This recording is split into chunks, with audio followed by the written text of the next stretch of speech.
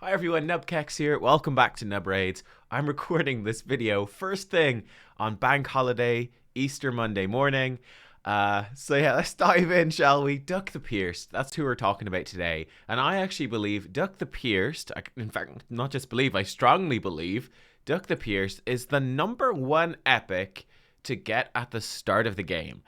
If I could choose any epic in the entire game to start with, to guarantee good progress on my account, to just help me in every single area of the game, Dhukk the Pierced would be the epic I would choose. This guy is just insane. He is phenomenal. Let's take a look at his kit. What makes him so good? So his A1 is decent, but not crazy. Attacks one enemy 2 times. This is a good solid move. Double hitter is better than a single hitter. This is going to help you a bit in Fire Knight against those Fire Knight shields, all the rest. And each hit here has a 30% chance that goes up to a 40% chance of placing a decreased accuracy debuff for 2 turns.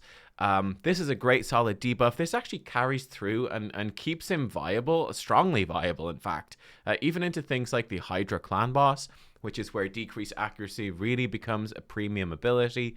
This will help you a lot against Doom Tower bosses as well. Decreased accuracy is still reasonably low, a reasonably rare debuff in the game. You know, not that many amazing champions have it. So Dhukk bringing this in against Doom Tower bosses where you might want to bring a lot of resistance, such as the Eternal Dragon in Doom Tower. When you get to him, decreased accuracy, very helpful. It's going to help you a bunch against the Demon Lord clan boss as well. It's just a great debuff, very underrated. Making the resistance requirements for your team much easier. It's just good. His main move, though, this is the big reason to bring him, the thing that makes him shine. Lunatic Outburst. Attacks all enemies. 75% chance. That goes to a 100% chance of placing decreased attack for 2 turns. And also has a 75% chance, goes to 100% chance of placing decreased defense debuff for 2 turns on each critical hit. This has a 3-turn cooldown when it's booked. The damage is based on defense. So this is just an insane move, right? 3-turn cooldown to put decreased attack and decreased defense in an AoE. This makes running through your dungeons so much easier with that short cooldown. He is going to be able to consistently keep decreased defense, decreased attack on those waves of enemies. He's going to keep it consistently on the boss. He's going to keep coming back to it, which makes, especially early in the game, in those progress dungeon runs, when you're going through dungeons for the first time, you're getting hit, right? When you get further into the game, you're going to have so much damage and control that you're going to be blasting through your dungeon runs and you're never going to get attacked. But that's not the way it is at the start. You are going to get attacked. That decreased attack also helps you. Now, funny enough, decreased defense, look at this, damage based on defense. #1, obviously, decreased defense is going to make your damage dealers do way more damage. You'll clear through those dungeons much, much faster. You'll be able to kill people in the arena much easier. You probably know about decreased defense already. But damage based on defense, this is actually quite cool. We're going to see today that Dhukk actually does a lot of damage when you scale up his defense, right? He double dips. It's really good. This is so strong early game. It's something that Syl of the Drakes does as well. You probably know about Syl. We're going to be seeing Syl in today's video as well. Similar thing, she is a defense-based champion. What does this mean? It means that when you crank up their defense, not only is it making him tankier, right? Not only does it make Dhukk tankier, he takes way less damage, it also ups the damage he does as well, right? Attack does nothing for him, but defense does, so that's really good. And again, this is one nice thing. Decreased attack, decreased defense. He's reducing all the damage that attack and defense-based damage dealers deal. Only HP damage dealers will be unaffected. But yeah, he's just reducing everyone else's damage, which is so good.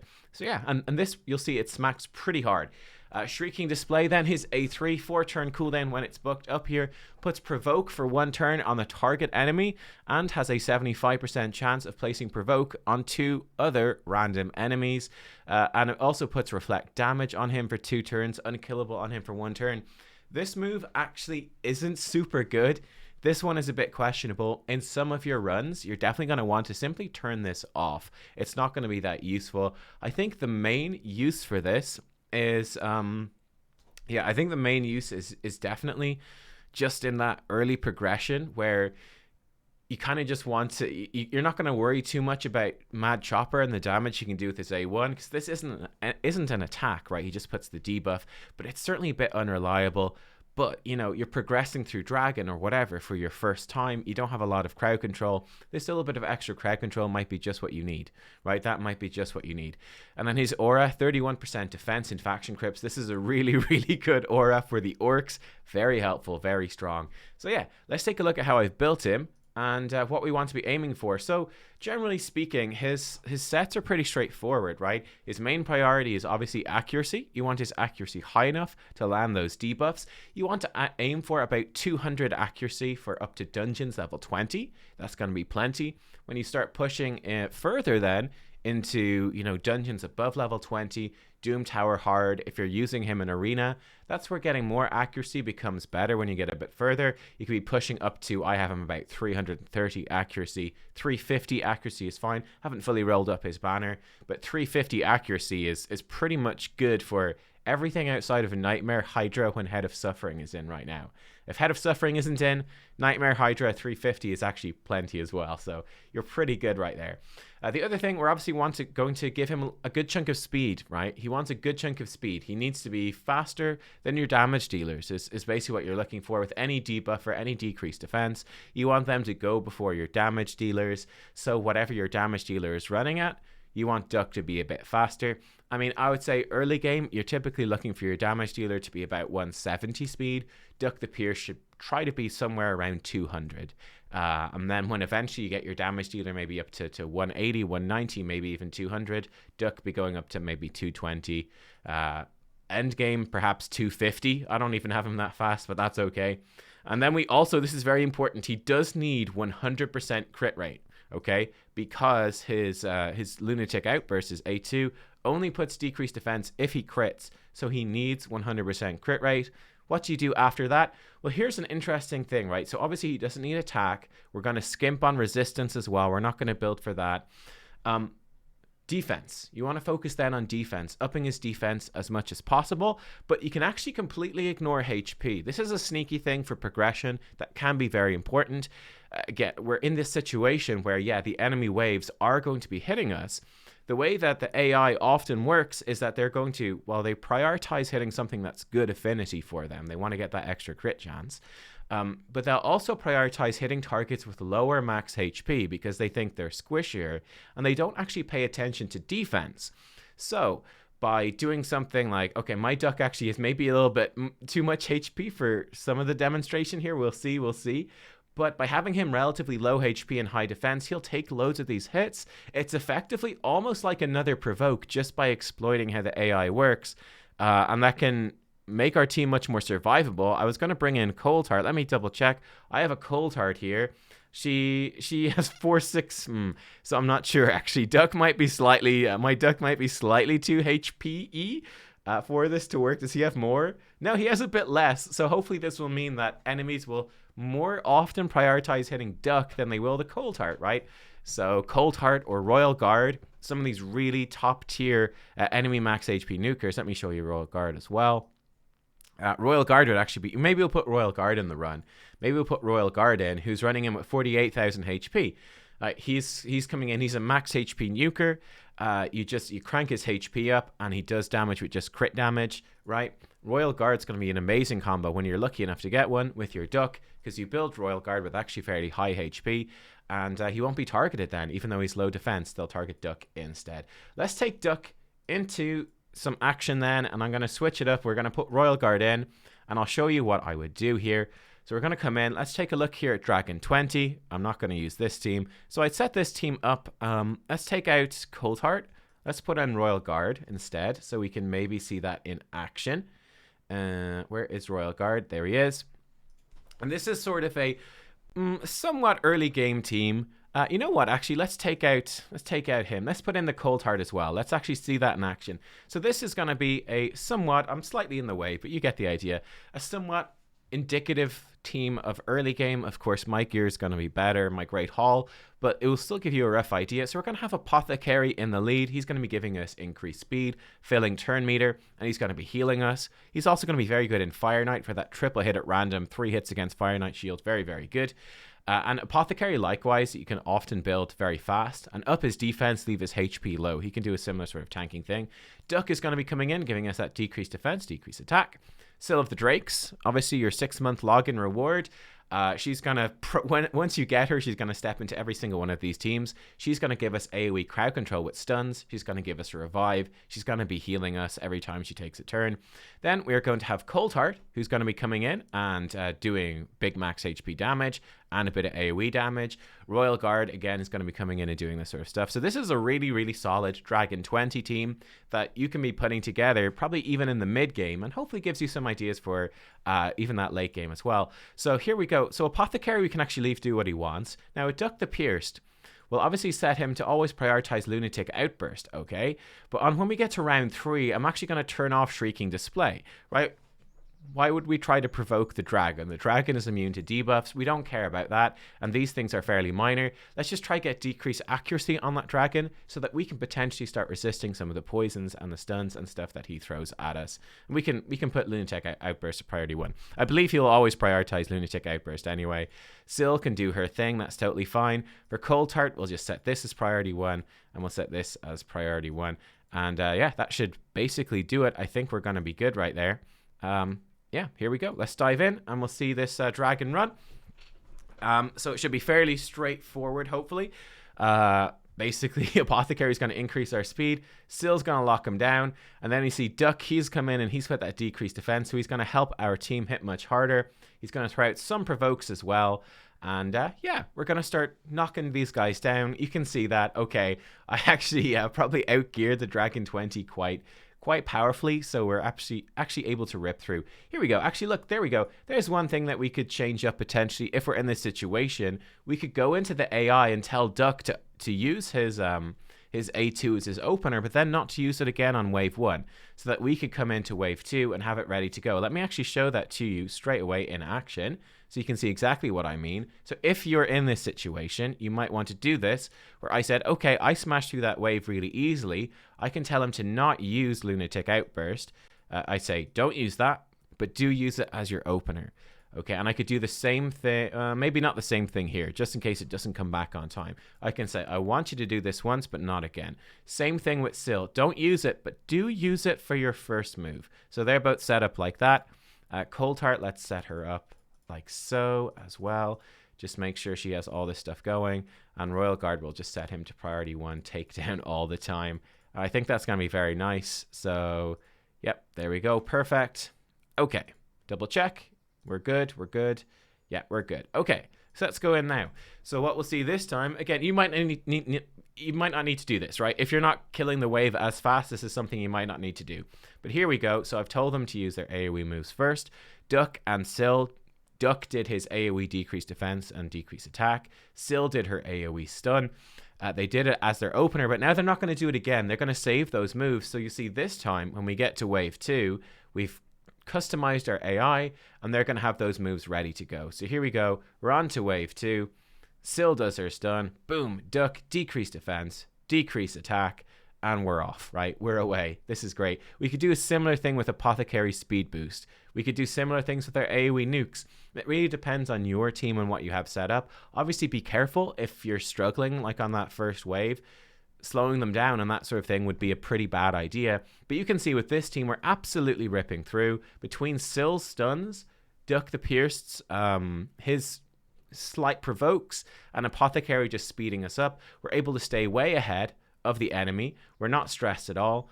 And yeah, we're keeping these guys locked down. Here we go. Dhukk the Pierced, decreased defense, decreased attack on the dragon. He has decreased accuracy on the dragon as well, really reducing what the dragon's going to do to us. And yeah, boom, the dragon comes in and hits us. Now look at that, loads of resists across the board. That's obviously, I've got my resistance in Great Hall maxed out on all my champions.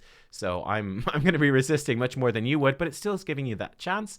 And of course, that decreased attack is going to be, the decreased defense is going to be upping the damage we're doing with our Coldhearts, with our Royal Guards. There we go, we come out the end of that, 127, almost as fast as my best time, believe it or not, for Dragon 20.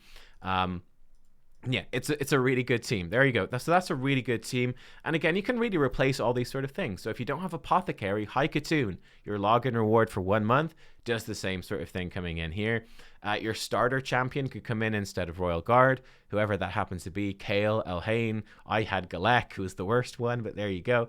Any of them can come in. And then you want someone with max HP damage to kill that dragon, so you could bring in a poisoner, something like Frozen Banshee, could be good, anything like that. And then someone to heal you, keep you alive a little bit is always good as well, or to crowd control the enemy team. Even a Bellower in a stun set, he's a void rare, that sort of thing. Lots of options right there. And we won't go through all of them in today's video, but you get the idea. Now, when we come to the Orc, I want to show you this as well, just to give you an idea. To put it more in context of more of an end game sort of team, here's Dhukk the Pierced coming in against stage 21 of Faction Wars. And I want to compare him here against Iron Brago, who's one of the best. He's not booked for me. He's not booked, bear in mind, but a top tier defense-based legendary against Seer, who's like the end game nuker in the game, stripping off buffs to nuke. Let's see how he sort of compares here. And you can see one of the big benefits of Dhukk the Pierced, that aura in Faction Wars, really, really good.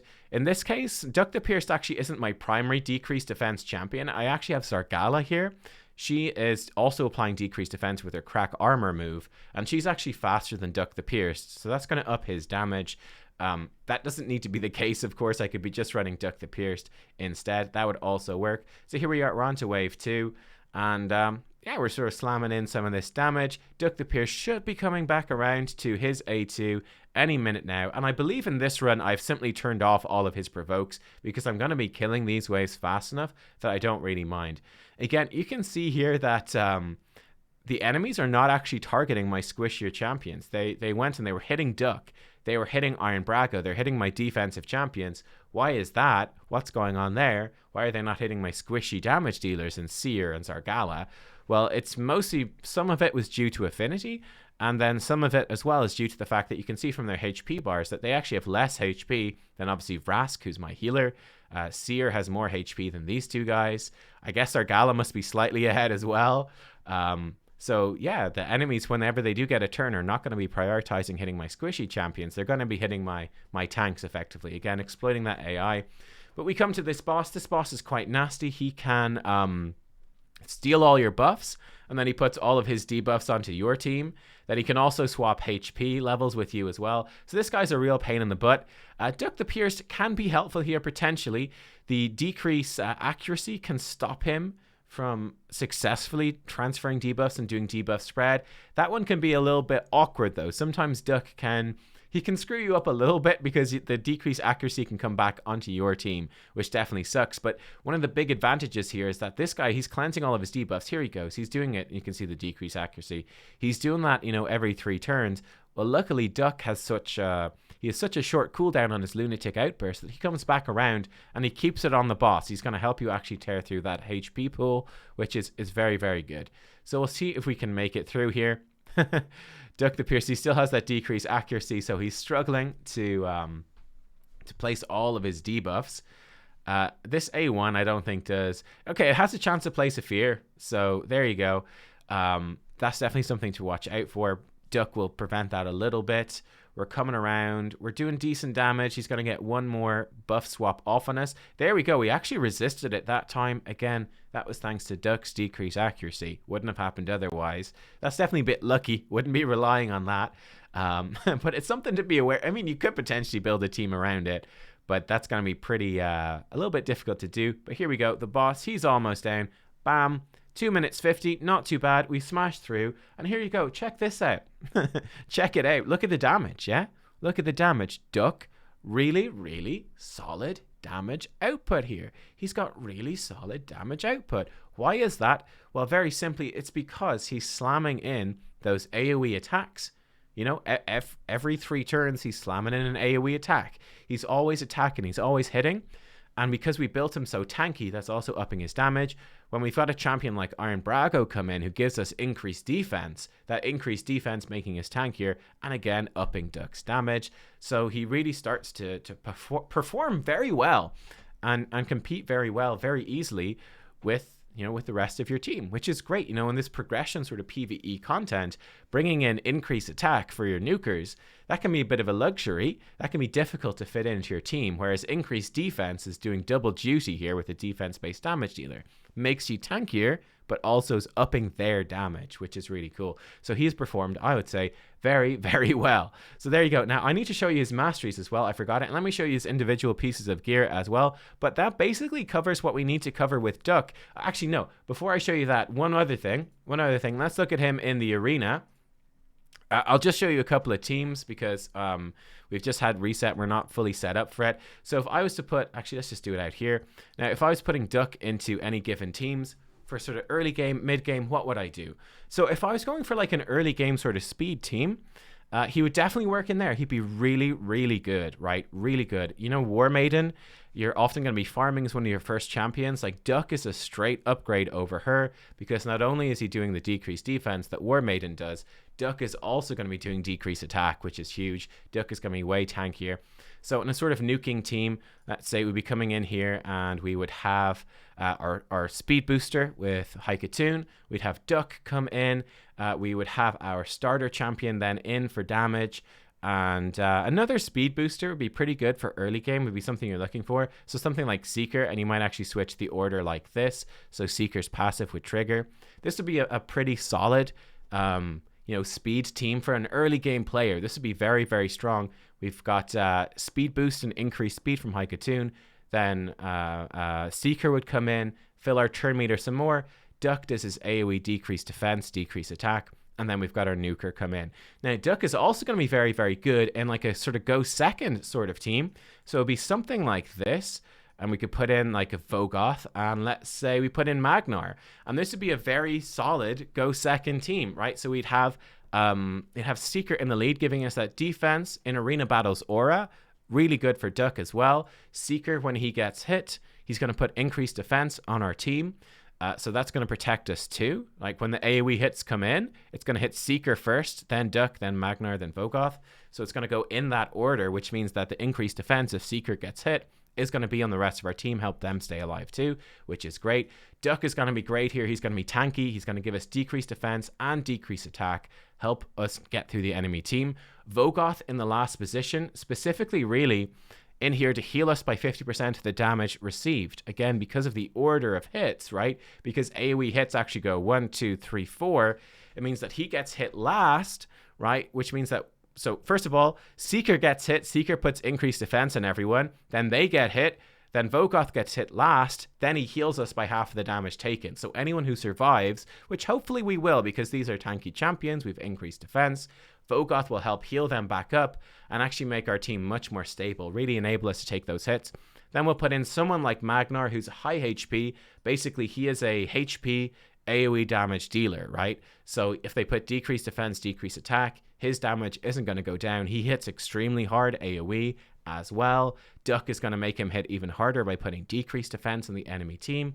And yeah, because he's high HP, he can also take a hit. He can tank through it with these guys. So this is like an all epic. This would probably be maybe even the best all epic. Certainly it's way up there. It's way, way up there as a very, very good defense-based damage dealing team. You could also put in something like Sandlash Survivor would be another really good one in here. She puts ally protection when people's health drops low, gives herself block damage. So she's doing a similar sort of thing. She also does pretty good damage as well, extends your buffs as well, decreases their buffs. So she'd also fit in here really well instead of Magnar. That sort of thing. You can start to build a really good sort of arena team. Two sorts of arena teams, like go first team and a go second team. And Dhukk works, he's so flexible. He works well in both of them. I will point out as well, actually, it's worth noting that Dhukk's main competitor is Stag Knight. You can see my Stag Knight's actually not fully leveled, but Stag Knight's obviously amazing as well. Stag Knight does a similar thing. 3-turn cooldown, AoE attack, bucks to, and you have to use a mastery to get him to 100% chance, decrease defense, decrease attack for 2 turns. So Stag Knight does the same sort of thing. Stag Knight's a different affinity, so it's actually worth building them both up just for whatever sort of dungeon stage you're on because of affinity. and Stagnite has decreased speed on his A1. So it's kind of a toss-up as to which one is better in which sort of content. It really depends on the affinity of the dungeon. One thing about Stagnite, he is an attack-based damage dealer, so he's not going to do anywhere near as much damage as Dhukk will, right? He's going to fall behind in that regard. Decreased speed, though, can be very good for Spider and for Fire Knight, so that's something he can do instead of Dhukk. But they're very comparable, right? They're very, very comparable. They're both very good, and I've got them both built, and they're both absolutely worth building. In terms of, again, the individual pieces and then some of the mastery, to give you an idea, you can see my weapon's not fully rolled up yet, but I'm looking for, you know, speed and crit rate. It's really the main thing. His helmet here, I'm looking for speed and defense percent. We've got speed, some HP on this one. That's actually not the best shield for him, but obviously, you know, this is later game gear, but it's doing the job. He's got crit rate gauntlets. I recommend those crit rate gauntlets. He needs to be 100% crit rate. It's mandatory. So crit rate gauntlets is the easiest way to get there. Looking for defense percentage, speed, accuracy, anything like that. Defense percentage chest is your best bet. And again, you're looking for accuracy, speed, bit more crit rate if you need it to get up there. Boots, he definitely wants speed boots. And again, you'd be looking for defense percentage, accuracy, crit rate. Though, you know, the core things for him, he's going to want a defense ring. There you go, with preferably as much defense percent as possible. You can put him in a crit damage necklace. And again, you could look for accuracy substats there if you're struggling to meet your accuracy. He's kind of flexible. I mean, he's got 100% crit rate. You're going to be building him with full crit, so crit damage is a nice luxury. Now, if he's actually struggling to stay alive, you don't really need his damage. You can absolutely put him in a defense neck. You can put him in a HP neck. It really doesn't matter that much. And then you're probably going to want him in an accuracy banner with defense, with speed. Yeah. Probably speed is what the main thing you're going to be looking for is accuracy with speed. Get him running faster. Accuracy, speed, defense. Accuracy, speed, crit rate, and defense. Maybe even accuracy, crit rate, speed, defense would be his priorities. For his masteries, this is how I have him run. Very straightforward. We've got him down to War Master over here. More crit rate, more crit damage, more damage, and then just down the whole left side of the offense tree, right? More damage, more damage, more damage on his A1, and then War Master. This is the actual important thing. This is the whole reason we're really taking offense tree alongside the bonus crit rate, which is nice. Yeah, War Master adds so much damage to what he's doing in those dungeons in particular. He's going to get a lot of extra damage out of War Master. It's very helpful against the bosses in particular, so this is absolutely huge. Then we're basically just going down the whole right-hand side of the accuracy tree, the support tree, right? More accuracy, more accuracy. Over here, Swarm Smiter, more accuracy as well. We're going to get him Exaltant Death, bit of healing whenever an enemy is killed. This is going to help him again tanking those waves. We're going to get him Arcane Celerity, more turn meter when his debuffs expire. He's putting out lots of debuffs, so this gives him a lot more turn meter. We're going to give him Lore of Steel, just more stats from the sets he's getting. Evil Eye, he's going to do a bit of turn meter depletion when he hits them with his A1.